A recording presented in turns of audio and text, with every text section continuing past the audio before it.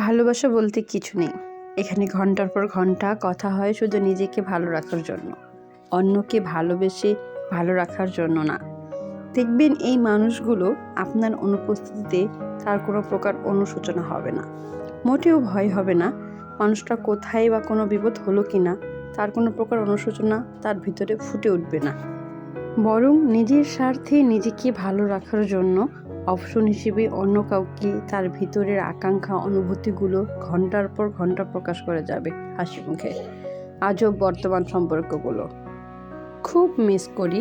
90-এর সম্পর্কগুলো, ওই সম্পর্কগুলোতে হারানোর ভয় ছিল না, টান ছিল, স্বপ্ন ছিল, কিন্তু বিচ্ছেদ ছিল না। ধোঁকা, প্রতারণা, বেমানি বলতে কিছুই ছিল না।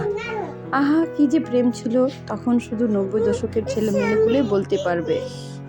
জীবনে এমন একজন মানুষ খুব প্রয়োজন, যে কিনা একান্ত আমার হয়ে মৃত্যুর আগ পর্যন্ত থেকে যাবে। ভীষণ প্রয়োজন এই মানুষটাকে।